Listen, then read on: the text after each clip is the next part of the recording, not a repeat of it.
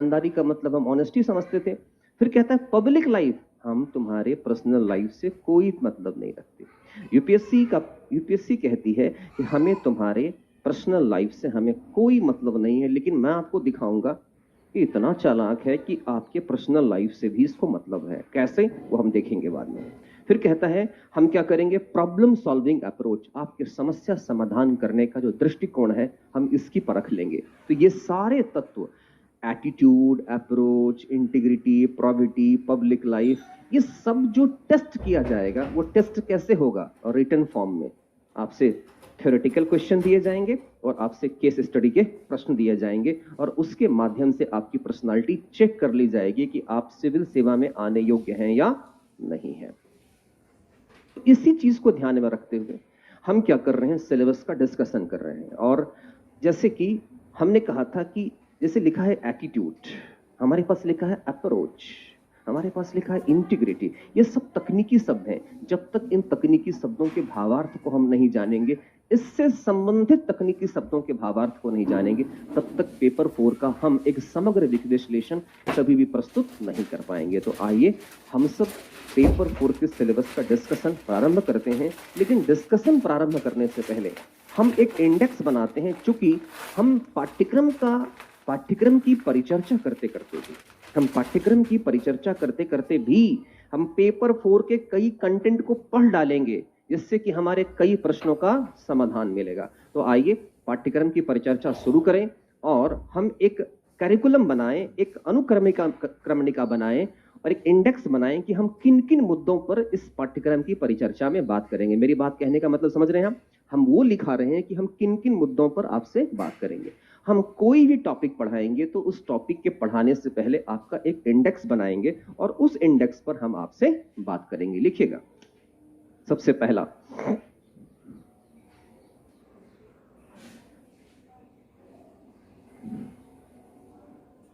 लिखिएगा,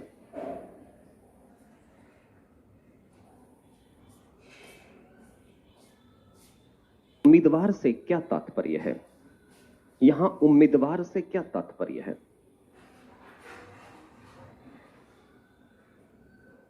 उम्मीदवार से क्या तात्पर्य है?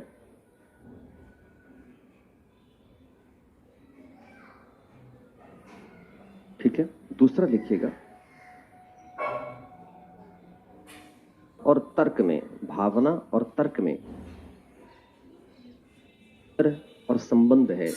भावना और तर्क में क्या अंतर एवं संबंध है, और तर्क में क्या अंतर एवं संबंध है।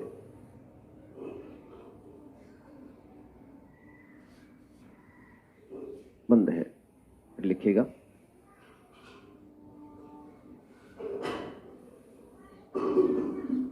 भावनात्मक प्रज्ञता। भावनात्मक प्रज्ञता, सिलेबस खोलिएगा पेपर 4 का जरा सा, कि कहां लिखा हुआ है। ऊपर से आइए, लिखा है एथिक्स एंड ह्यूमन इंटरफेस, लिखा है सबसे first topic ethics and human interface लिखा है। हिंदी में क्या लिखा हुआ है, नैतिकता और मानवीय अंतर सहसंबंध लिखा है। उसके बाद लिखा है एटीट्यूड, मनोवृत्ति। नेक्स्ट टॉपिक पर आइए, नीचे लिखा है मनोवृत्ति। उसके बाद नीचे आइए, लिखा है सिविल सेवा के बुनियादी मूल्य और सिविल सेवा अभिक्षमता, लिखा है। उसके बाद नीचे देखिए, लिखा है भावनात्मक प्रज्ञता, इमोशनल इंटेलिजेंस। इसका मतलब ये नहीं है कि हम यहाँ इमोशनल इंटेलिजेंस पढ़ाने लग गए हैं। एक बात दिमाग में रखना है कि हम यहाँ पर सिर्फ क्या दे रहे हैं, इंट्रोडक्शन। जैसे फिल्म शुरू होता है तो फिल्म शुरू होने से पहले हीरो का नाम बताया जाता है, कास्टिंग डायरेक्टर का नाम, सबका नाम बताया जाता है। तो हम अभी सिलेबस स्टार्ट करने से पहले कुछ तकनीकी शब्दों का परिचय दे रहे हैं, क्योंकि ये सभी शब्द जब हम सिलेबस की परिचर्चा कर रहे होंगे तो उस दौरान बार बार रिपीट होंगे। भले ही हम इमोशनल इंटेलिजेंस वाले टॉपिक की शुरुआत नहीं करें, हम स्टार्टिंग से, प्रारंभ से ही ये हमसे जुड़ना शुरू हो जाएगा। तो हम कभी किसी टॉपिक को जोड़ रहे हों और हम कहें कि यहाँ पर इमोशनल इंटेलिजेंस हो जाएगा, तो उस वक्त आपके मन में किसी प्रकार का भी भ्रम और द्वंद्व उत्पन्न ना हो कि यह पता चले कि आप इमोशनल इंटेलिजेंस का तात्पर्य नहीं समझ रहे हैं। राइट, इस तरह से हम क्या देखते हैं, लिख लिया आपने, भावनात्मक प्रज्ञता से आप क्या समझते हैं, लिख लिया। शॉर्ट में इसे बोलते हैं E.I, emotional intelligence, EI, emotional intelligence, EI। ठीक है, फिर लिखिएगा अप्रोच क्या है। अप्रोच क्या है लिखा हुआ है इंग्लिश में APPROACH। अप्रोच का सामान्यतः हिंदी होता है दृष्टिकोण। अप्रोच क्या है? अप्रोच का सामान्यतः हिंदी होता है दृष्टिकोण। अप्रोच क्या है? अप्रोच क्या है? ठीक है, सेवा के अभ्यर्थी का अप्रोच कैसा होना चाहिए? सिविल सेवा के अभ्यर्थी का किसी भी समस्या के समाधान करने के दौरान, ऐसे लिखेगा, सिविल सेवा के अभ्यर्थी का किसी भी समस्या के समाधान दौरान कैसा होना चाहिए? दृष्टिकोण कैसा होना चाहिए?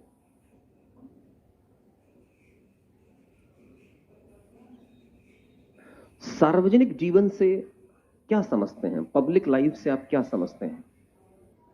जीवन से आप क्या समझते हैं? पब्लिक लाइफ से आप क्या समझते हैं? सार्वजनिक जीवन से आप क्या समझते हैं? पब्लिक लाइफ से आप क्या समझते हैं?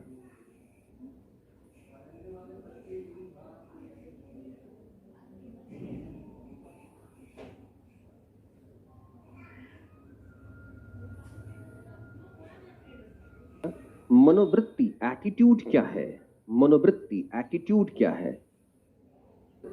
अभिवृत्ति जो लिखना है, मनोवृत्ति, अभिवृत्ति, ऑब्लिक देकर नजरिया, इन सब का इंग्लिश क्या होता है? एटीट्यूड। इंग्लिश में लिखा हुआ है आपके स्लाइड पर एटीट्यूड, ATTITUDE। एटीट्यूड से आप क्या समझते हैं? ठीक है, फिर लिखेगा एटीट्यूड और अप्रोच में,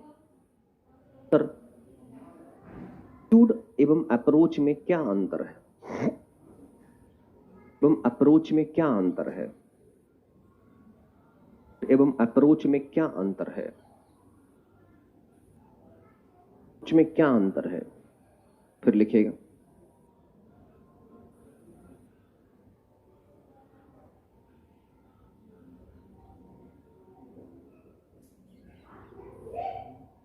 निष्ठा से आप क्या समझते हैं? इंटीग्रिटी, सत्यनिष्ठा ब्रैकेट में इंटीग्रिटी। इंटीग्रिटी से आप क्या समझते हैं?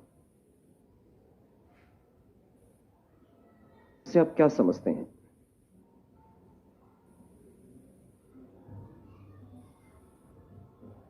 निष्ठा से आप क्या समझते हैं?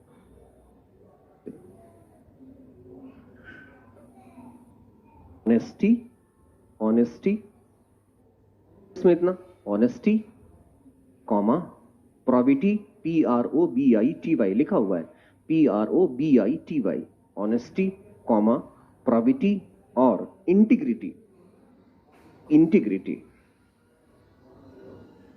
इंटीग्रिटी, इन तीनों में क्या संबंध है? इंटीग्रिटी, इन तीनों में क्या संबंध है? इंटीग्रिटी, इन तीनों में क्या संबंध है? ठीक है,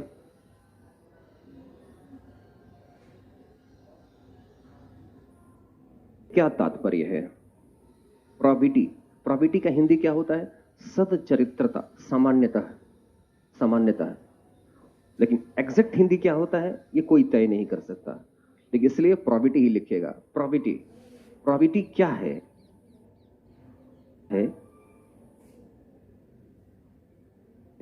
इस पर अधिक बल क्यों दिया जा रहा है? और इस पर अधिक बल क्यों दिया जा रहा है?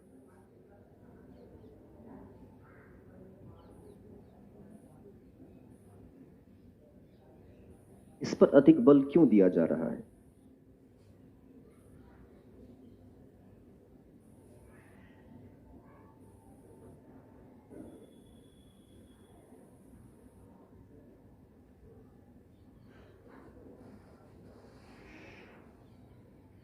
प्रोबेबिलिटी क्या है? इस पर अधिक बल क्यों दिया जा रहा है? फिर लिखेगा नैतिकता, एथिक्स से आप क्या समझते हैं? नैतिकता, एथिक्स से आप क्या समझते हैं? क्या समझते हैं? क्या समझते हैं? फिर लिखिएगा मूल्य से क्या तात्पर्य है? वैल्यू, वैल्यू, मूल्य से क्या तात्पर्य है? क्या तात्पर्य है?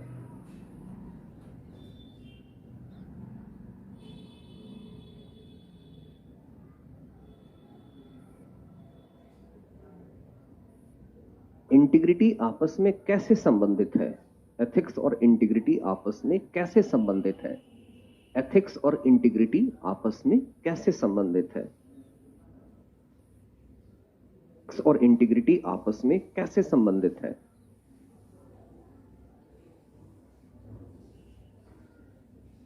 आपस में कैसे संबंधित है?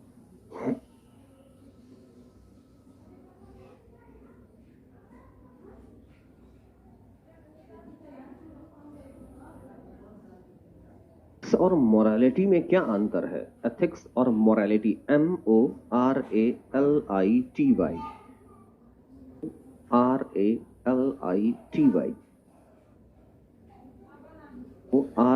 RALITY, एथिक्स और मोरालिटी में क्या संबंध है, क्या अंतर है? संबंध भी लिख सकते हैं, कोई बात नहीं। क्या अंतर है? फिर लिखिएगा अभिक्षमता से आप क्या समझते हैं? Aptitude, APTITUD, aptitude. एक होता है एटीट्यूड और एक होता है एप्टीट्यूड। इसे हिंदी में क्या बोलते हैं? अभिक्षमता। अभिक्षमता से आप क्या समझते हैं?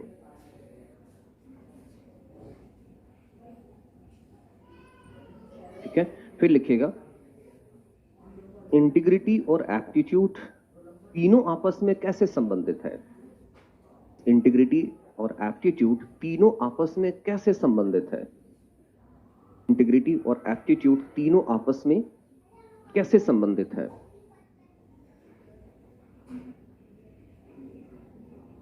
तो आपस में कैसे संबंधित है? फिर लिखिएगा वर्ष के पूछे गए प्रश्नों का, विगत वर्ष के पूछे गए प्रश्नों का संक्षिप्त अवलोकन, के पूछे गए प्रश्नों का संक्षिप्त अवलोकन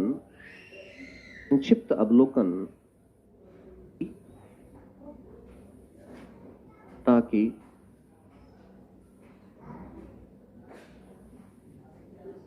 के मांग को समझा जा सके, ताकि प्रश्न पत्र के मांग को समझा जा सके। प्रश्न पत्र के मांग को समझा जा सके। लिखिएगा हेतु महत्वपूर्ण सामग्री, तो महत्वपूर्ण अन्य सामग्री, एक्स्ट्रा कंटेंट चाहिए, उस पर भी हम बात करेंगे। अध्ययन हेतु महत्वपूर्ण अन्य सामग्री। हम सब शुरू करते हैं परिचर्चा। सबसे पहला है उम्मीदवार कौन है। सबसे फर्स्ट है उम्मीदवार कौन है। उम्मीदवार कौन है?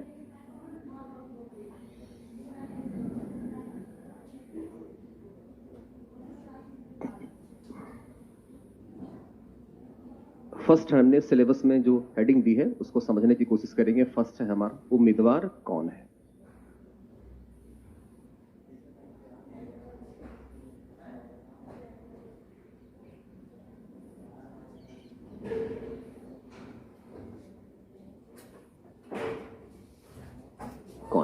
कौन है उम्मीदवार? Who is candidate? अगर आपसे पूछे उम्मीदवार कौन है तो आप बड़े ही सरल भाषा में कहेंगे हमें पता है जिसके पास है, जिसके पास एलिजिबिलिटी है, नागरिक है, वगैरह वगैरह बहुत सारी बात कहेंगे। आप कहेंगे जिसके पास अर्हता है, जो कि सिविल सेवा से संबंधित सभी मांगों को पूर्ण करता है, वो क्या है? कैंडिडेट है। लेकिन यहां पर मेरे पूछने का जो संदर्भ है वो मेरे पूछने का संदर्भ पूर्णतः अलग है। जब मैं कहता हूं कि उम्मीदवार कौन है तो इससे जो सबसे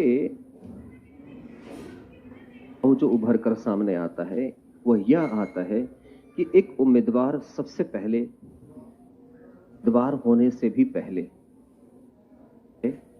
वह उम्मीदवार से पहले वह इस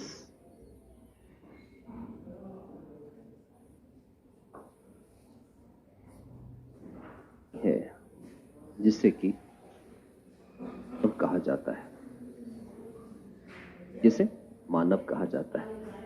सबसे प्रथम आयाम पिता, पुत्र, पत्नी, भाई, बहन, शिक्षक, छात्र, राजनेता, अपराधी, संत, महात्मा, मजदूर सब बाद में बनते हैं। सबसे पहले प्रकृति जब समस्त मानव को जन्म देती है, सबको नग्न जन्म देती है, सबके समान एक रूप से बर्ताव करती है। ये अलग बात है जो गोरा हो, कोई काला हो, थोड़ा बहुत किसी में भेद हो, तो सबको एक समान रूप से जन्म देती है और सब के सब अपने अस्तित्व के साथ मानव ही होते हैं। यदि आपके घर में कोई शिशु ने जन्म लिया होगा और मुकेश अंबानी के घर में किसी ने जन्म लिया होगा या अनुष्का शर्मा के घर में कोई जन्म लेगा, वह सब भले ही अलग अलग सामाजिक और आर्थिक और जातिगत परिवेश में जन्म लें, लेकिन वह सब के सब जो होंगे वह क्या होंगे? सर्वप्रथम मानव होंगे। इसका मतलब है प्रकृति की गोद में प्रत्येक व्यक्ति एक समान है सबसे पहले, इसलिए वह उम्मीदवार कुछ भी होने से पहले वो सबसे पहले क्या है? एक मानव है। लेकिन जब वह उस मानव का जन्म होता है तो वह मानव, यह जो मानव है, यह एक यात्रा से गुजरता है, एक यात्रा से गुजरता है, एक जर्नी से गुजरता है। और इस यात्रा का जो है, इस यात्रा का स्थल होता है समाज, सोसाइटी। और जब वो इस एक उम्मीदवार जब यात्रा करता है, जर्नी करता है, इस समाज में रहते हुए वह एक नया अस्तित्व ग्रहण करता है। और यदि भारतीय समाज के बारे में बात करें, यदि हम भारतीय समाज के बारे में बात करें, इस कैंडिडेट की स्थिति के बारे में, तो भारतीय समाज में यही उम्मीदवार आकर बन जाता है नागरिक, सिटीजन, नागरिक बन जाता है, नागरिक बन जाता है। इसका मतलब हम क्या देख रहे हैं कि एक कैंडिडेट के जीवन को यदि हम समझने की कोशिश करें तो उसके जीवन को हम दो आयाम में बांटकर समझ सकते हैं। प्रथम आयाम जो है वो आयाम क्या है? मानव का, कि आप उम्मीदवार हैं, लेकिन उम्मीदवार होने से भी पहले क्या है? एक मानव हैं। और उस मानव का समाजीकरण इस समाज के अंतर्गत हुआ है। लालन पालन पोषण शिक्षा दीक्षा किसके अंदर हुआ? इस समाज के अंतर्गत हुआ है। तो जैसे ही आपका जन्म होता है और आपका जन्म का रजिस्ट्रेशन करा दिया गया होगा, या कोई भी शिशु ने जन्म लिया होगा तो उसका क्या किया गया होगा? रजिस्ट्रेशन कराया हो गया। रजिस्ट्रेशन, पंजीकरण करते ही दरअसल वो क्या हो जाता है? भारत का नागरिक। या पंजीकरण नहीं भी होता है तो भी वह क्या होता है? इस भूभाग पर जन्म लेने वाला व्यक्ति क्या कहलाएगा? भारत का नागरिक कहलाएगा। अब जरा एक बात समझिएगा, जब हम कहते हैं मानव और जब कहते हैं हम नागरिक, इससे क्या भाव निकलकर सामने आता है? जब मानव के रूप में कोई व्यक्ति जन्म लेता है तो वह प्राकृतिक रूप से, यह मानव जो है प्राकृतिक रूप से एक भावनात्मक प्राणी है, इमोशनल क्रिएचर है। मानव एक भावनात्मक प्राणी है। अब देखिएगा, स्टेप बाय स्टेप सारी चीजें खुलती चली जाएगी। वह क्या है? एक भावनात्मक प्राणी है, एक इमोशनल क्रिएचर है, इमोशनल क्रिएचर है। हम सब ने जन्म के साथ ही कई भावनाओं को ग्रहण किया। हम सब ने जन्म के साथ किन भावनाओं को ग्रहण किया? हमने कहा भूख, हमने कहा प्यास, हमने कहा क्या कहा? हमने कहा अपनापन। नहीं, अपनापन क्या है? प्राकृतिक रूप से हम जिसके साथ रहते हैं उसको हम अपना समझने लग जाते हैं। ये भी एक तरह का इमोशन है। बस फिर हमने क्या ग्रहण किया? हमने ग्रहण किया खुद, इटीसी, सब नेचुरल है। किसी छोटे से बच्चे को भी देखिए, वो गुस्साना सीख जाता है, हंसना सीख जाता है, मुस्कुराना सीख जाता है, वह खुश होना सीख जाता है। भूख प्यास नींद, ये सब क्या है? सब इमोशंस हैं। रोना धोना, अपनापन परायापन, सब ये जो इमोशंस हैं नेचर के अंतर्गत एक शेर का बच्चा भी जन्म लेगा, एक जानवर का बच्चा भी जन्म लेता है, उसमें भी इमोशन होता है। क्योंकि अगर भावनाएं नहीं होती तो एक मुर्गी के बच्चे के पीछे पीछे उसका समस्त चूजा जो है उसके पीछे पीछे नहीं दौड़ जाता। सोचिए प्रकृति की कलाकारी कितनी विस्तृत है कि विज्ञान यहां पर सीमित हो जाता है। विज्ञान अपने आप में यहां पर प्रतिबंधित हो जाता है। वो नहीं समझ पाता है कि एक बछड़े के जन्म लेने के साथ ही उस बछड़े का लगाव अपनी मां के साथ इतना गहरा होता है कि मां जैसे जैसे चलती है बछड़ा वैसे वैसे चलने लग जाता है। और उस जानवर को देखिए कि अपने शिशु को जन्म देने के पश्चात भी वह मां जो है, वह जानवर जो है, जैसे जानवर कहते हैं, अपने शिशु के लिए कितना आतुर रहती है कि अगर उसके बच्चे को छू लें तो वह मारने के लिए दौड़ेगी। इतना ममत्व।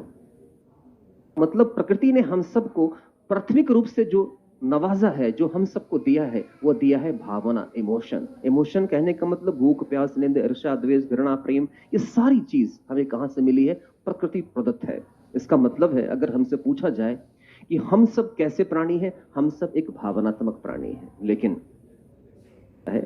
जब हम समाजीकरण के इस यात्रा में गुजर रहे होते हैं, जब इस जर्नी में गुजर रहे होते हैं, हमने क्या कहा था?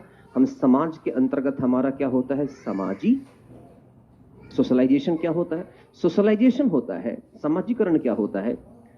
जन्म के साथ ही प्रत्येक समाज के अपने मूल्य होते हैं, प्रत्येक समाज के अपने मानदंड होते हैं, प्रत्येक समाज के अपने कुछ निर्धारित नियम होते हैं। उन मानदंडों, नियमों और मूल्यों के आधार पर जब समाज उस शिशु को अपने अनुसार पॉलिश करने लग जाता है, अपने अनुसार परिष्कृत करने लग जाता है, तो वह बच्चा उस समाज के मूल्यों के अनुरूप तैयार होने लग जाता है। तो इस पूरी प्रक्रिया को हम सामाजिकरण कहते हैं, सोशलाइजेशन कहते हैं। इसका मतलब है अगर कोई बच्चा भारत में जन्मा तो भारतीय मूल्यों के अनुरूप वो सीखने लग जाएगा। अगर कोई बच्चा नाइजीरिया में जन्मा तो नाइजीरिया का जो मूल्य है वो उसके अनुरूप स्वयं को तैयार करने लग जाएगा। यदि कोई बच्चा दिल्ली में जन्मा है तो वो दिल्ली के मूल्यों के अनुरूप व्यवहार करने लग जाएगा। और कोई बच्चा अगर इलाहाबाद में जन्मा है तो इलाहाबाद और उत्तर प्रदेश के मूल्यों के अनुरूप वह व्यवहार करने लग जाएगा। इसका मतलब है प्रत्येक समाज के मूल्य अलग अलग हैं और हर समाज अपने मूल्यों के अनुरूप अपने समाज में जन्म लेने वाले शिशु का वह समाजीकरण करता है। वह समाज उसके अनुरूप वह शिशु उस अनुरूप क्या करता है? स्वयं के व्यवहार का प्रदर्शन करने लग जाता है।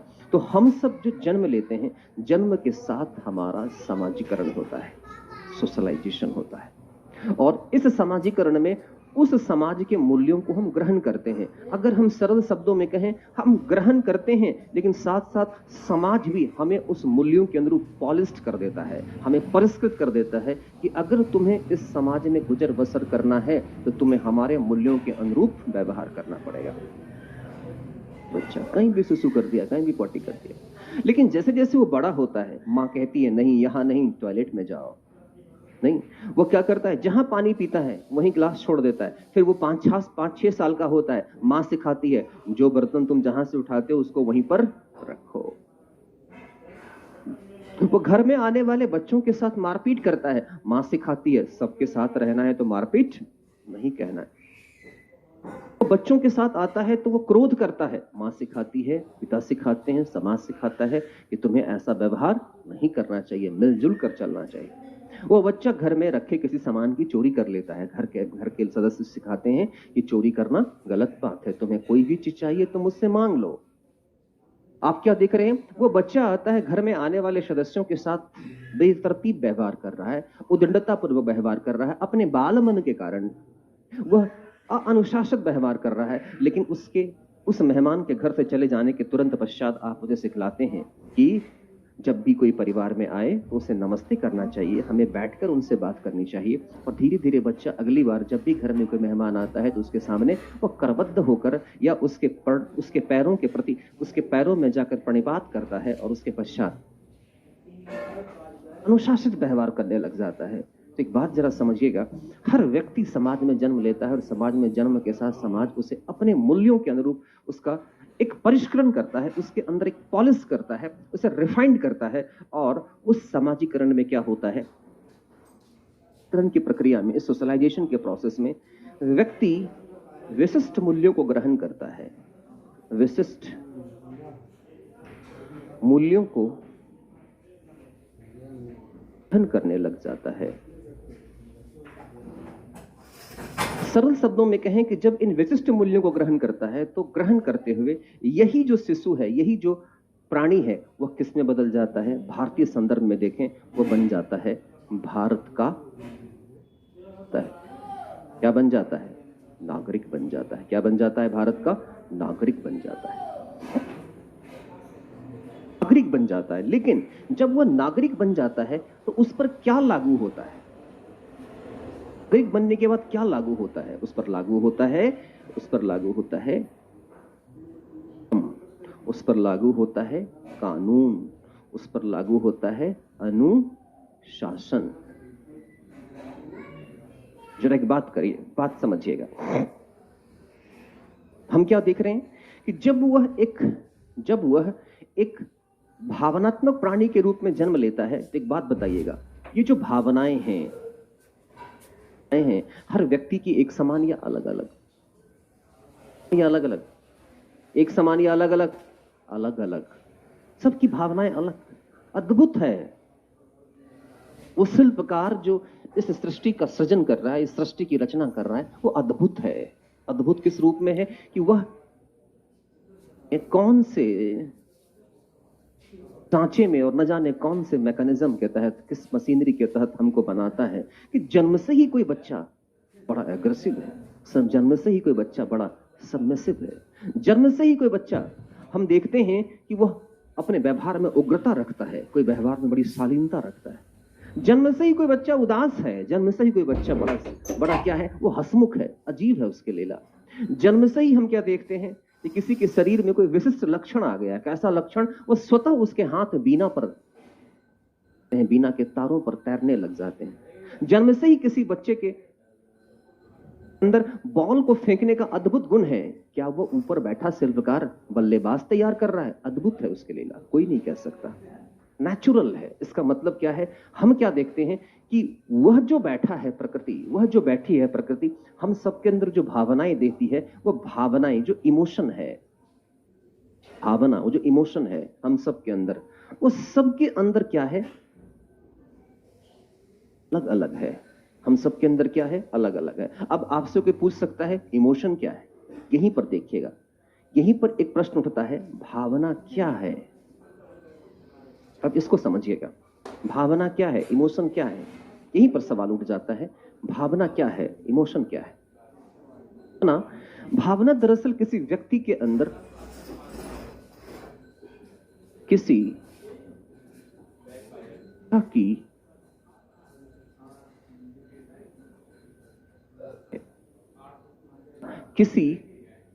व्यक्ति के इच्छा की अभिव्यक्ति है। भावना करती क्या है? हम कैसे पता लगाएं कि मेरे अंदर भावना है? कैसे जाने? भूख लगी, इमोशन है। किसी की याद आई, इमोशन है। और याद आती है तो मन क्या करता है? मन कुछ इच्छा अभिव्यक्त करता है। आप गाना सुनने लग जाते हैं, एक्सप्रेशन ऑफ डिजायर। मित्र की याद आई, आपने फोन कर दिया, यार याद आ रही थी। अकेलापन, बाहर निकल गए, इच्छा की अभिव्यक्ति है। तो भावना क्या है? सरल शब्दों में इमोशन क्या है? Emotion is a expressive desire. इच्छा की अभिव्यक्ति ही भावना है।